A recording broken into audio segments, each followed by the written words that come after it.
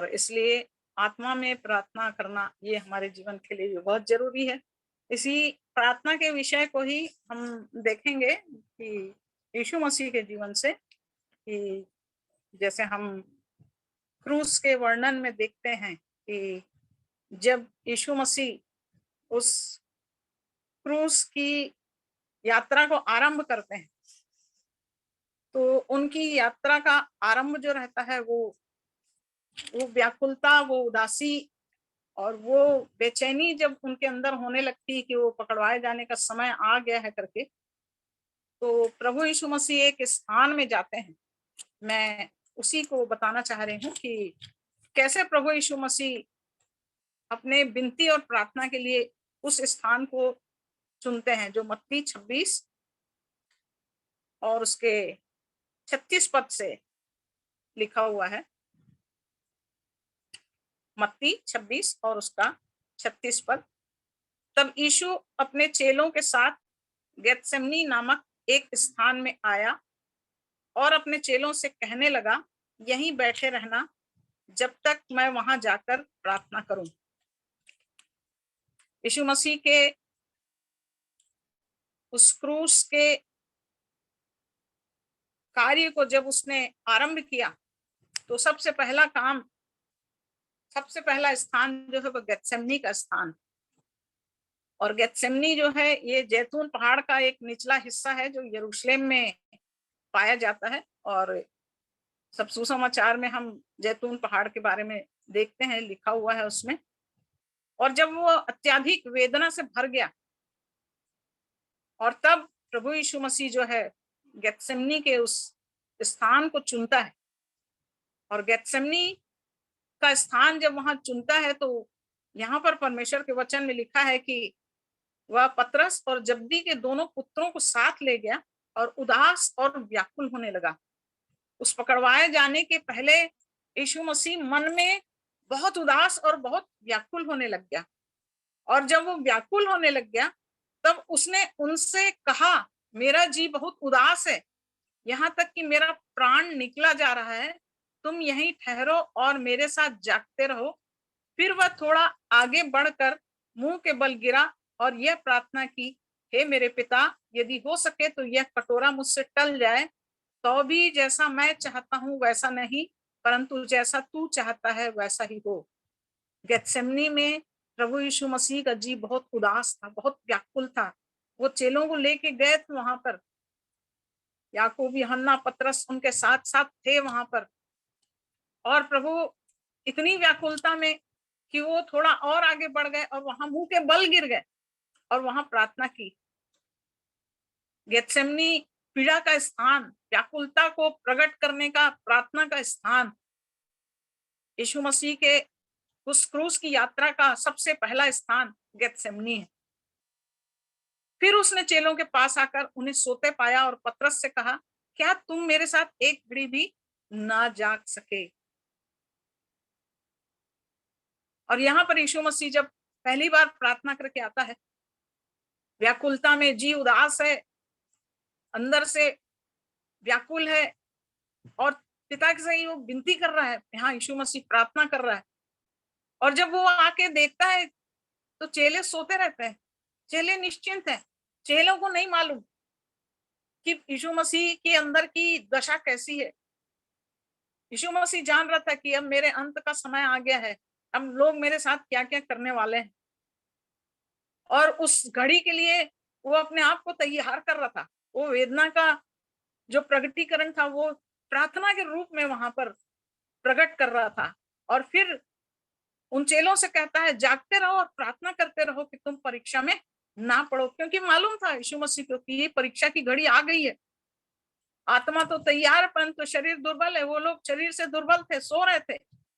आत्मा में जीवित थे, लेकिन उसके बाद भी वो सो रहे थे। परंतु यीशु मसीह उस घड़ी में व्याकुल होकर, परेशान होकर चाह रहा था कि ये चेले भी मेरे लिए विनती करें। कभी कभी ऐसा होता है हमारे जीवन में, जब हम बहुत कठिन परिस्थितियों में रहते हैं तो हम लोगों को बोलते हैं, मेरे लिए प्रार्थना करना, मेरे लिए प्रार्थना करना, मेरी दशा ऐसी है। हम लोग प्रार्थना का विषय देते हैं, परंतु हम में से कितने हैं जो उस प्रार्थना के विषय में बड़ी गंभीरता के साथ उन विषयों को लेकर प्रार्थना करते हैं, या फिर हम भी ऐसे ही सोते रहते हैं, या फिर हम दुर्बलता के कारण से निश्चिंत हो जाते हैं। 42 पद में लिखा है, फिर उसने दूसरी बार जाकर यह प्रार्थना की, हे मेरे पिता, यदि ये मेरे पिए बिना नहीं हट सकता तो तेरी इच्छा पूरी हो। उस क्रूस की मृत्यु का वर्णन है यहाँ पर, जो कह रहा है यीशु मसीह की, यदि ये मेरे पिए बिना नहीं हो सकता तो प्रभु तेरी इच्छा पूरी हो, तेरी इच्छा पूरी हो। मन व्याकुल है, मन उदास है, परंतु यहाँ पर भी वो अपनी इच्छा को नहीं परंतु अपने पिता की इच्छा को पूरा करने के लिए यहाँ पर वचन बोल रहा है कि तेरी इच्छा पूरी हो पिता, मेरा नहीं। कोई बात नहीं, ये स्थिति मेरे जीवन में है, मैं सहन नहीं कर पा रहा हूँ, मैं व्याकुलता को रोक नहीं पा रहा हूँ, लेकिन फिर भी मेरी इच्छा नहीं परंतु पिता आपकी इच्छा पूरी हो। गेत्सेमनी वो स्थान है जहां पर उस सारी व्याकुलता के बीच में भी यीशु मसीह पिता की इच्छा को पूरी करने के लिए प्रार्थना से कहा, अब सोते रहो और विश्राम करो, देखो घड़ी आ पहुंची है। और तब तीसरी बार जब यीशु मसीह ने गिड़गिड़ाया और प्रार्थना किया, और उसके बाद जब तीसरी बार की प्रार्थना हो गई, उसके बाद स्वर्गदूत से सामर्थ्य मिली, स्वर्ग से सामर्थ्य मिली, और उसके बाद प्रभु यीशु मसीह अब उस क्रूस की यात्रा को अपने जीवन में पूरा करने के लिए तैयार हो गए। और जैसे ही प्रभु ने इस बात को कहा कि उठो चलें, देखो मेरा पकड़वाने वाला निकट आ पहुंचा है, तब 50 पद में हम देखते हैं यहाँ पर कि यीशु मसीह क्या कह रहा है। यीशु ने उससे कहा, हे मित्र, जिस काम के लिए तू आया है उसे कर ले। तब उन्होंने पास आकर यीशु पर हाथ डाले और उसे पकड़ लिया।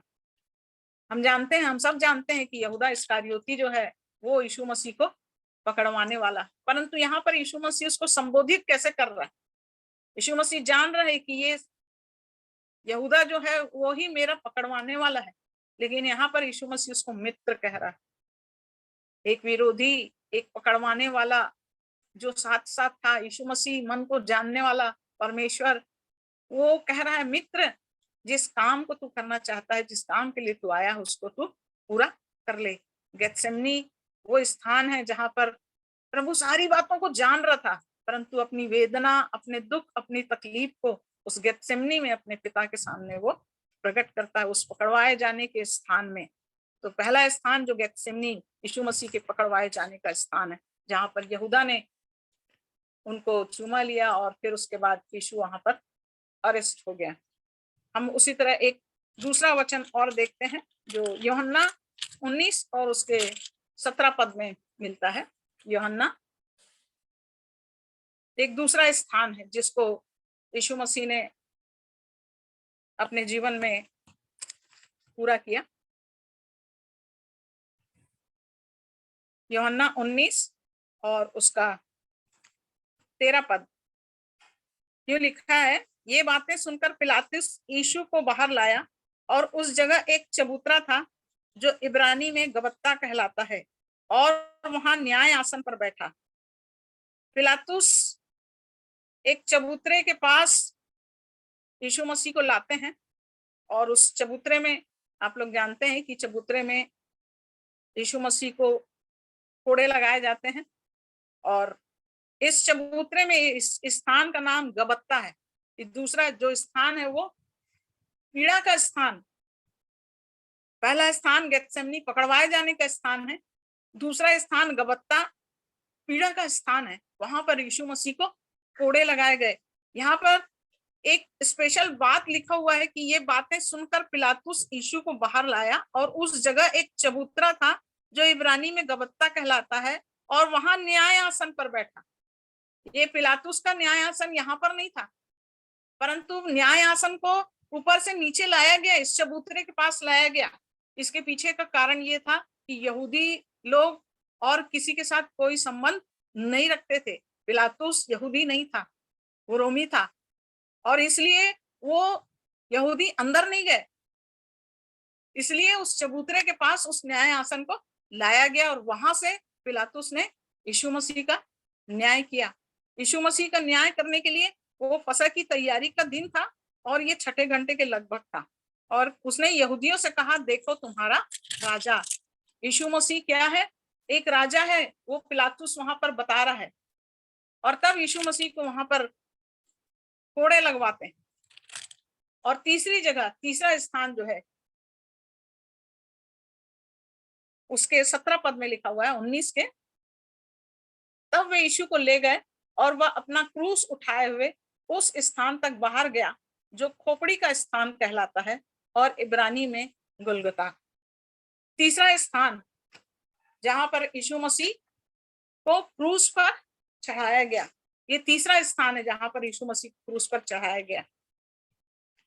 पहला गेत्सेमनी जहां पकड़वाया गया, दूसरा गबत्ता जहां पर उस चबूतरे में न्याय किया गया, यीशु मसीह को कोड़े लगाए गए, और तीसरा स्थान है गुलगुता, खोपड़ी का स्थान, क्रूस पर चढ़ाए जाने का स्थान। गुलगुता में ही क्यों, उस खोपड़ी के स्थान में ही क्रूस पर क्यों चढ़ाया गया यीशु मसीह को?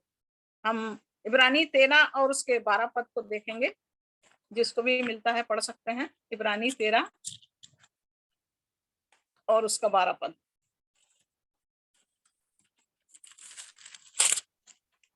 इसी कारण यीशु ने भी लोगों को अपने ही लहू के द्वारा पवित्र करने के लिए फाटक के बाहर दुख उठाया।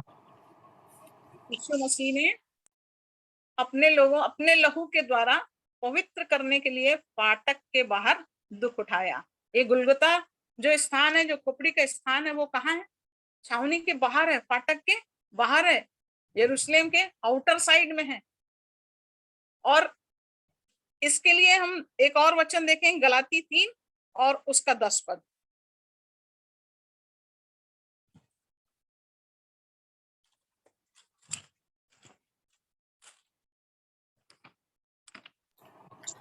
इसलिए जितने लोग व्यवस्था के कामों पर भरोसा रखते हैं वे सब शाप के अधीन हैं, क्योंकि लिखा है, जो कोई व्यवस्था की पुस्तक में लिखी हुई सब बातों के करने में स्थिर नहीं रहता वह शापित है।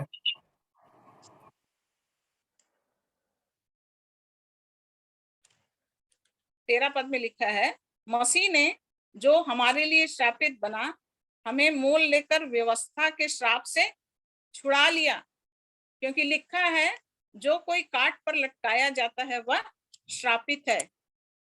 तो यीशु मसीह ने उस छावनी के बाहर जो दुख सहा, वो क्यों बाहर दुख सहा? व्यवस्था का श्राप, जो श्रापित है, श्रापित दशा में उस क्रूस को उठाया गया। और इसलिए यीशु मसीह यहाँ पर कह रहा है कि व्यवस्था के श्राप से हमको छुड़ाने के लिए उसने उस व्यवस्था को, श्राप को अपने ऊपर ले लिया। जो कोई काठ पर लटकाया जाता है वो श्रापित है। क्रूस की जो मृत्यु हो वो श्रापित मृत्यु। और यहाँ पर क्रूस की मृत्यु जो यीशु मसीह ने लिया और हमको अपने ऊपर ले लिया, व्यवस्था का श्राप हमारे ऊपर था, प्रभु यीशु मसीह ने उस श्राप को अपने ऊपर ले लिया। और लूका 23 और उसके 33 पद में देखेंगे। लूका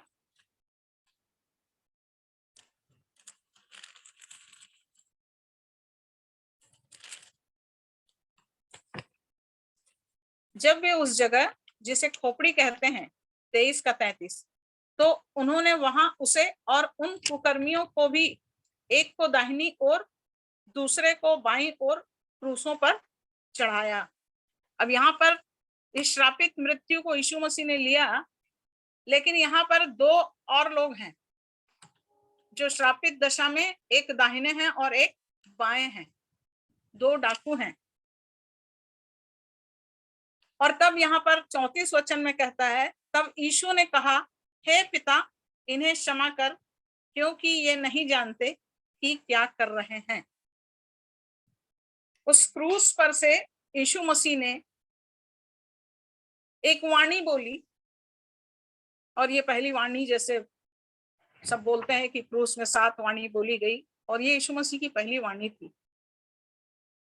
हे पिता, इन्हें क्षमा कर, क्योंकि ये नहीं जानते कि ये क्या कर रहे हैं। प्रभु यीशु मसीह ने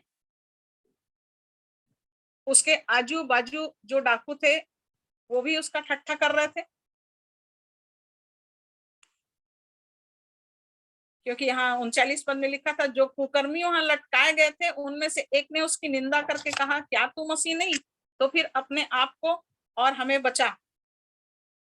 जो कुकर्मी लटकाए गए थे, कुकर्म करके लटकाए गए थे, उसके बाद भी वो निंदा कर रहे थे। और वहां जो फरीसी थे, जो यहूदी लोग थे, वो सब भी क्या कर रहे थे? निंदा कर रहे थे। परंतु प्रभु क्या कर रहा था?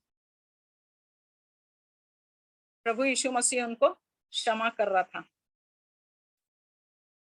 प्रभु यीशु मसीह के क्षमा करने का जो असर था, ये जो तो दोनों कुकर्मी लटकाए गए थे, जब यीशु मसीह ने क्षमा किया तो ये दोनों डाकू जो आज आजू बाजू में थे, उसमें से एक व्यक्ति को ये बात समझ में आ गई। एक डाकू को ये बात समझ में आ गई कि कौन क्षमा कर सकता है, किसके पास क्षमा करने का अधिकार है। वो कहता है कि हम तो अपने कर्मों के कारण से इस प्रतिफल को पा रहे हैं, परंतु ये निर्दोष है, और निर्दोष होने के बावजूद वो सबको क्षमा कर रहा है। उन कील ठोकने वालों को क्षमा कर रहा है, उन कोड़े मारने वालों को क्षमा कर रहा है, वो जो ठट्ठा कर रहे थे उनको क्षमा कर रहा है। यीशु मसीह कह रहा है, इनको क्षमा कर देना पिता, ये नहीं जानते। और मेरे प्रियो, उसमें से जो एक डाकू रहता है, उस क्षमा के कारण वहां पर उसके जीवन में मन फिराव आता है, और मन फिराव उसके जीवन को वहां पर एक टर्निंग पॉइंट में लाता है। वो यीशु मसीह के जीवन को देख लेता है, समझ लेता है। उसके पहले वो भी शामिल था उसमें। मेरे प्रियो, ये दो डाकू और कोई नहीं है, ये हमारा जीवन। हम भी पापों में डूबे हुए थे, हम भी डाकू के समान जिंदगी जी रहे थे, अपनी मर्जी के अनुसार चल रहे थे। हम यीशु मसीह का ठट्ठा उड़ा रहे थे, लज्जा, निंदा, अपमान सब कुछ अपने यीशु मसीह का कर रहे थे। परंतु जिस दिन मेरे और आपके जीवन में यीशु मसीह ने मेरे पापों को लेके मुझे क्षमा किया है, ये बात जिस पल मेरे जीवन में आई, उस वचन के द्वारा जब मैंने जानी, क्योंकि ये मुख से निकल रहा था, इनको क्षमा कर देना पिता, ये नहीं जानते। यही चीज जब मेरे जीवन में आया, जब मैंने जानी इस बात को, तो सचमुच में उस डाकू के समान मेरे अंदर एक पश्चाताप आया। अपने यीशु मसीह को मैं क्रूस पे चढ़ा रही हूँ, मैं पाप, मेरे गुनाह के बदले में वो चढ़ रहा है, मेरे पापों की सजा वो अपने ऊपर ले रहा है। और सचमुच मेरे प्रियो, उस डाकू के समान प्रभु ने मेरे जीवन में काम किया और मेरा मन बदल गया। परंतु यहाँ पर उस डाकू का जब मन बदला, वो कह रहा है कि 41 पद में देखिए, हम तो न्यायानुसार दंड पा रहे हैं, क्योंकि हम अपने कामों का ठीक फल पा रहे हैं, पर इसने कोई अनुचित काम नहीं किया। जब वो क्षमा को देखता है, तब वो जान जाता है कि दोषी नहीं है, ये कोई अनुचित काम नहीं किया है। और तब 42 पद में वहां कह रहा है कि तब उसने कहा, हे यीशु, जब तू अपने राज्य में आए तो मेरी सुधि लेना। पिलातुस पूछ रहा था, क्या तू राजा है, क्या तू राजा है? और ये डाकू जान गया कि वो कौन सा राजा है, वो कहाँ का राजा है। और जब यहाँ कह रहा है कि जब तू अपने राज्य में आए तो मेरी सुधि लेना। और तब यीशु मसीह के मुख से ये दूसरी बात निकलती है, मैं तुझसे सच सच कहता हूं, आज ही तू मेरे साथ स्वर्गलोक में होगा। आज ही तू मेरे साथ स्वर्गलोक में होगा।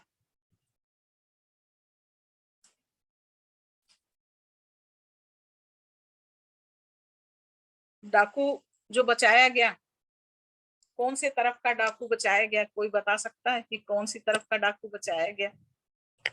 एक क्वेश्चन है ये। दाहिने तरफ का डाकू बचा या बाएं तरफ का डाकू बचा? कोई बताएगा?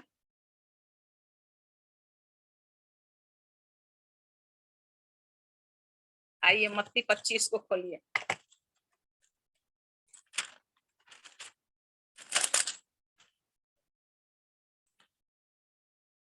मत्ती 25 और उसके 34 पद को पढ़िए।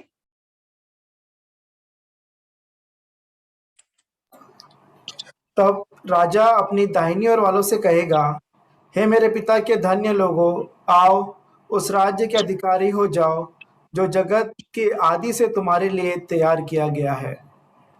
ये मेरे पिता के धन्य लोगों, आओ उस राज्य के अधिकारी हो जाओ।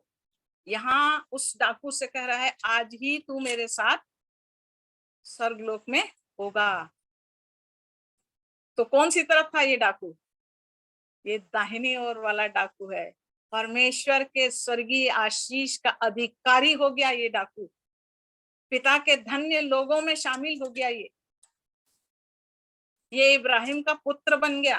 क्योंकि धनवान और लाजर को हम देखते हैं कि जब वो दोनों मृत्यु के बाद गए तो लाजर जो रहता है वो इब्राहिम की गोद में, ये इब्राहिम की संतान बन गया, ये इब्राहिम की गोद में चला गया।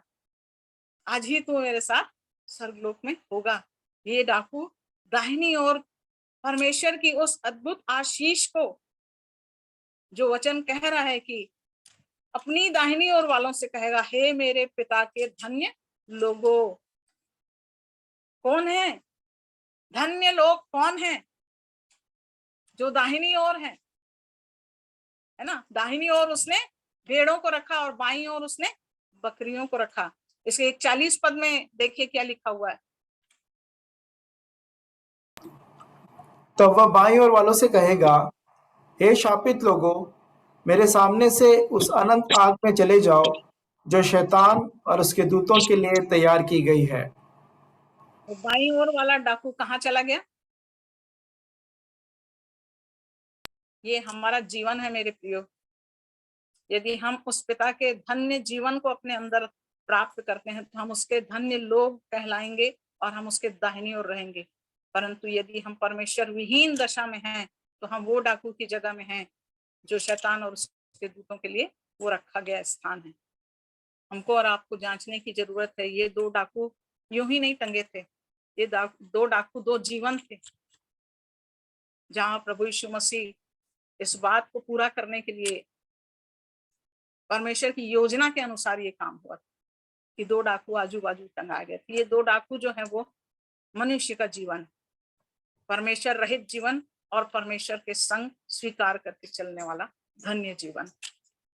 ये डाकू दाहिनी ओर था और तब कहता है कि तू आज ही मेरे साथ स्वर्गलोक में होगा। धन्य लोग प्रभु के साथ रहेंगे।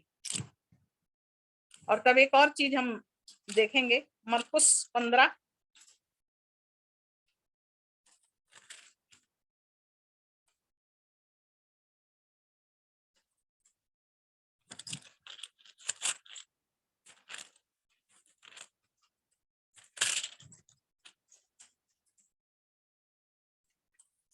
और एक चीज देखेंगे, मरकुस 15 और उसका 24 पद।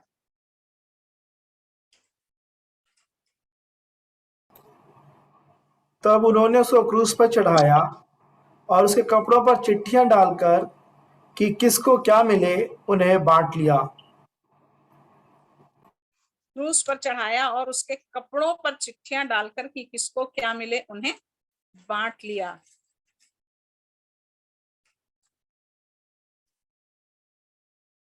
कपड़ों को क्या किया? उन्हें बांट लिया। और मत्ती में लिखा हुआ है कि उस कपड़े को 4 भाग करके चारों सिपाही जो रहते हैं वो बांट लेते हैं। तो ये कपड़े वस्त्र को बांटना, ये क्या चीज को दिखा रहा है? यीशु मसीह के वस्त्र को, मतलब यीशु मसीह के साथ जो भी घटना घटी है वो जीवन से संबंधित है मेरे प्रियो।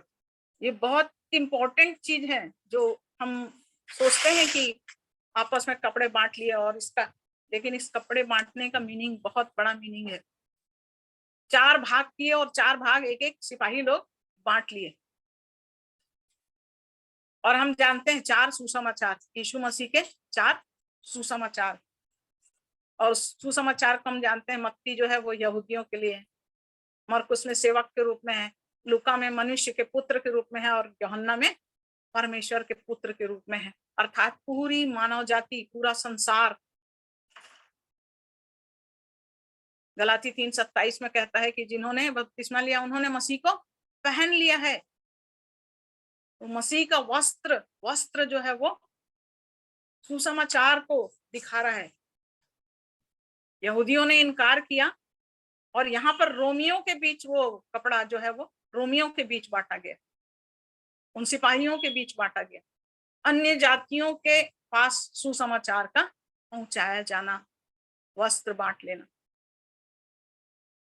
इस तरह प्रभु यीशु मसीह के एक एक चीज को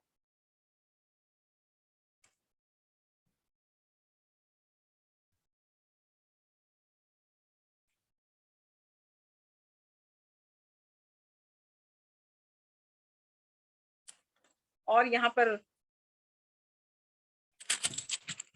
एक बात लिखी हुई है 15 अध्याय के 17 पद में, मरकुस 15 और उसके 17 पद में लिखा हुआ है, तब उन्होंने उसे बैंगनी वस्त्र पहनाया और कांटों का मुकुट गूंथ कर उसके सिर पर रखा। कांटों का मुकुट गूंथ कर उसके सिर पर रखा। सिर पर यीशु मसीह ने कांटों को सिर पे क्यों ले लिया यीशु मसीह? इस चीज को हम लोग उत्पत्ति से देखेंगे। उत्पत्ति के तीसरे अध्याय में आइए।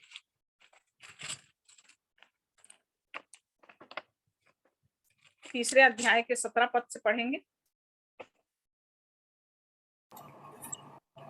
और आदम से उसने कहा, तूने जो अपनी पत्नी की बात सुनी और जिस वृक्ष के फल के विषय मैंने तुझे आज्ञा दी थी कि तू उसे न खाना, उसको तूने खाया है, इसलिए भूमि तेरे कारण शापित है। तू उसकी उपज जीवन भर दुख के साथ खाया करेगा और वह तेरे लिए उटकटारे और तेरे लिए कांटे और उटकटारे उगाएगी और तू खेत की उपज खाएगा और अपने माथे के पसीने की रोटी खाया करेगा और अंत में मिट्टी में मिल जाएगा, क्योंकि तू उसी में से निकाला गया है। तू मिट्टी ही है और मिट्टी ही में फिर मिल जाएगा। यहाँ पर हम कांटों को देख रहे हैं मेरे प्रियो। और यहाँ पर जब आदम ने फल खा लिया तो भूमि क्या हो गई? श्रापित हो गई।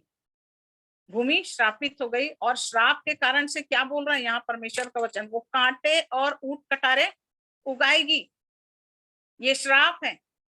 तो यीशु मसीह ने कांटे को कहाँ लिया? श्राप को कहाँ लिया? अपने सिर पर ले लिया। उस कांटे के लिए, जब कांटे और ऊंट कटारे, तो हम क्या करते हैं? हम उन कांटों से बचने के लिए क्या करते हैं? अपने पैरों में चप्पल पहन लेते हैं ताकि वो कांटा हमारे पैर में ना चुभे। ये मनुष्य की बुद्धि है, मनुष्य का सोच है। परंतु यीशु मसीह ने पैरों में नहीं, अपने सिर पे लिया। उस श्राप को अपने सिर पे लिया, कांटों का, क्योंकि श्रापित है। ये भूमि श्रापित हो गई, कांटे ऊंट कटारे उगाएगी। और उस श्राप को यीशु मसीह ने अपने सिर पे उन कांटों को पहन के लिया। इसलिए यीशु मसीह को कांटों का मुकुट पहनाया गया। उस श्राप को तोड़ना था यीशु मसीह को, इसलिए उसने कांटों के मुकुट को अपने सिर पे पहना।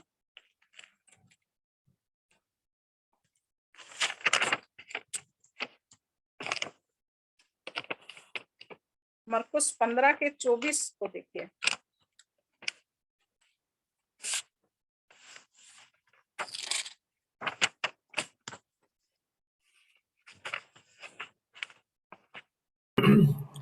तब उन्होंने उसको क्रूस पर चढ़ाया और उसे कपड़ों पर चिट्ठियां डालकर कि किसको क्या मिले उन्हें बांट लिया।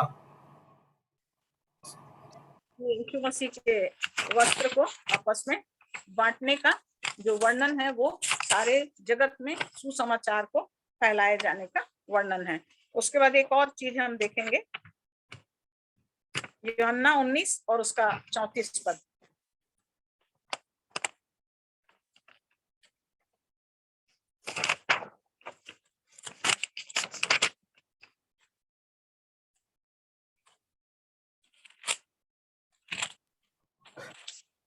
परंतु सैनिकों में से एक ने बर्छे से उसका पंजर बेधा और उसमें से तुरंत लहू और पानी निकला। हाँ मेरे प्रियो, उसने क्यों बर्छे से बेधा? उसके पंजर को, क्योंकि देखना चाह रहे थे कि यीशु जीवित है कि मृत्यु हो गई है। और ये बर्छे से बेधने के पीछे पंजर को बेधा लिखा हुआ है। और मैं इसके लिए पढ़ाना चाहूंगी, उत्पत्ति 2 अध्याय में आइए।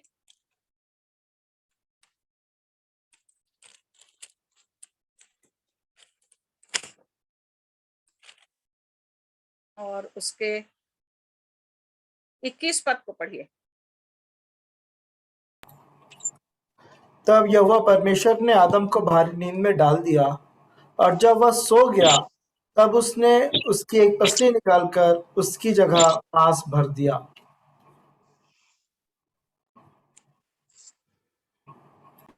और 22 पद को भी पढ़ लीजिए। और यहोवा परमेश्वर ने उस पसली को जो उसने आदम में से निकाली थी स्त्री बना दिया, और उसको आदम के पास ले आया। जब स्त्री को बनाना था तब आदम को क्या कर दिया? डीप स्लीप में सुला दिया। और जब डीप स्लीप में आदम सो गया तो आदम को नहीं मालूम था कि परमेश्वर कुछ काम कर रहा है वहां पर। और तब वहां से एक पसली को परमेश्वर निकालता है और वहां से नारी का निर्माण करता है, उसके लिए एक स्त्री का निर्माण करता है। जैसे आदम के लिए एक स्त्री का निर्माण किया, ऐसे ही संसार की रीति से शरीर के लिए एक पति और पत्नी का संबंध यहाँ पर बताता है। वैसे ही यीशु मसीह के पंजर को जब बेधा गया, उस पसली को तोड़ा गया, वहां से एक और चीज निकली, लहू और पानी। और यीशु मसीह की पसली का बेधा जाना, वहां से जैसे आदम को सुलाकर पसली से स्त्री बना दिया, ऐसे ही यीशु मसीह की मृत्यु के बाद जब उसके पंजर को बेधा गया तो मेरे प्रियो वहां से कलीसिया का निर्माण आरंभ होता है। वहां से कलीसिया आरंभ होती है। पानी और लहू। पानी परमेश्वर का वचन है, जिस वचन के द्वारा मनुष्य जीवन पाता है। और लहू मनुष्य को उसके पाप से छुटकारा देने के लिए। ये पानी और लहू मसीह की दुल्हन को बनाने के लिए दिखाता है। वहां से यीशु मसीह ने उस अंतिम दर्द को, उस अंतिम पीड़ा को, उस पसली पर उस पंजर को बेधा गया। ये अंतिम पीड़ा थी यीशु मसीह की, जहां से हम और आप उत्पन्न हुए हैं। तो प्रभु हमारी सहायता करे। और बहुत सी बातें हमको सीखना है, परंतु आज मैं यहीं पर समाप्त करूंगी, क्योंकि आगे का समय मैं बेटे रुपेश को दूंगी कि जो हम सब्जेक्ट में चल रहे हैं हम उसमें थोड़ा और आगे बढ़ें और सीखें। तो मेरे प्रियो, ये क्रूस की व्यथा और क्रूस के ऊपर कुछ दुखों को जो प्रभु यीशु मसीह ने मेरे और आपके जीवन के लिए सहा है, हम इन बातों को यूं ही ना समझें, परंतु एक एक दर्द, एक एक पीड़ा, एक एक स्थान, जैसे गेत्सेमनी का स्थान है, गबत्ता और गुलगुता, ये 3 स्थान बहुत इंपॉर्टेंट स्थान है हमारे जीवन में भी। इन स्थानों का महत्व है, हम इन स्थानों को देखें और कैसे यीशु मसीह ने उन सारी बातों को हमारे जीवन के लिए पूरा किया। क्रूसिफिकेशन का एक एक शब्द जो है, एक एक प्लान परमेश्वर का जो है, वो हमारे जीवन की छुड़ौती के लिए है। तो प्रभु इस वचन पर आशीष दे